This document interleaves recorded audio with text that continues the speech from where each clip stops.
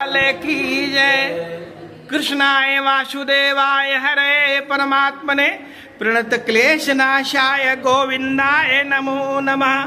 लक्ष्मी नारायणाभ्याम नमः। अब हम आपको दूसरे अध्याय कथा सुनाने जा रहे हैं।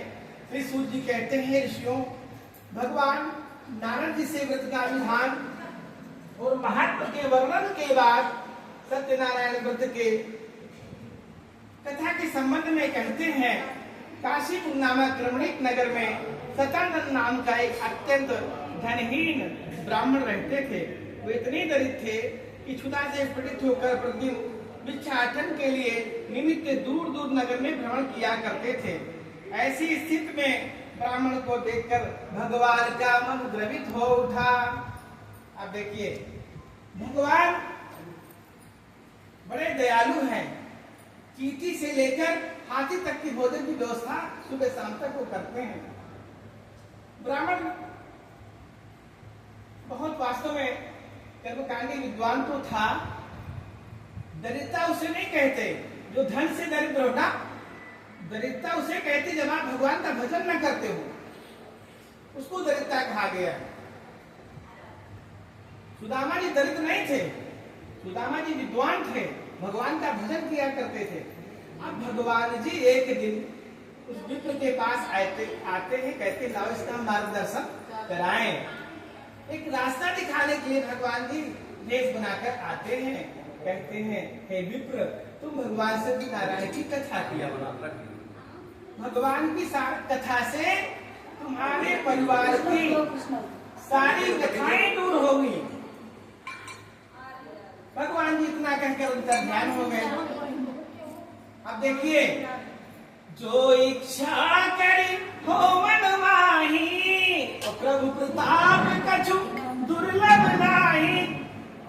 सतानंद ब्राह्मण ने मन में संकल्प किया था कि आज से मैं भगवान सत्यनारायण की कथा का शुभारंभ अवश्य करूंगा। रात्रि में उसको नींद नहीं आई, भगवान का नाम स्मरण करता रहा। प्रातः काल ब्रह्म मुहूर्त में उठ करके काशी नगरी में 80 घाट पर गंगा जी की सीढ़ियों पर बैठ गया। बड़े आर्त भाव से कहता है, माँ, हे जगत जननी, हे मंदाकिनी, मेरे पास धन का अभाव है, मैं भगवान की कथा कैसे करूंगा। आंसू झरझर बहने लगे। उसी समय जगत जननी माँ गंगा मैया थाल में पूजन की सारी सामग्री लेकर प्रकट हो गई। बोले वृंदावन बिहारी लाल की जय। पूजन में सभी सामग्री उपलब्ध थी। भगवान के लिए मीठे मीठे फल, भगवान के लिए पंचामृत पंजिरी प्रसाद, ब्राह्मण के लिए दक्षिणा, वस्त्र, सब कुछ रखा हुआ था। यह दृश्य देखकर ब्राह्मण बड़ा आश्चर्यचकित हुआ और अपने घर आया। अपनी पत्नी से कहता है, देखिए, आज तो चमत्कार हो गया। मैं तो प्रातः काल ब्रह्म मुहूर्त में गंगा स्नान करने के लिए गया था। आज गंगा मैया ने मुझे सारी सामग्री पूजन के लिए सेपरेट भेज दिया है।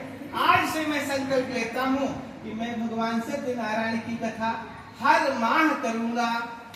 अब देखिए, अब भगवान की कृपा से धीरे धीरे ब्राह्मण के घर की सारी बाधाएं दूर हो गई। हर माह भगवान की कथा करने लगा।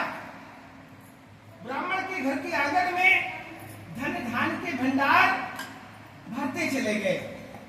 दुख दरिद्रता दूर हो गई। अगले माह भगवान का पूजन कर रहा था। उसी समय एक जंगल से लकड़ी काटने वाला बूढ़ा लकड़हारा आता गया और उसने विप्र देवता को प्रणाम करके कहा, हे विप्र देवता, आप किसका पूजन करते हैं? इनके पूजन से क्या लाभ है? ब्राह्मण देवता ने कहा कि कथा सारी व्यथाओं को दूर करने वाली है, समस्त विघ्न बाधा को दूर करने वाली है, सुख शांति को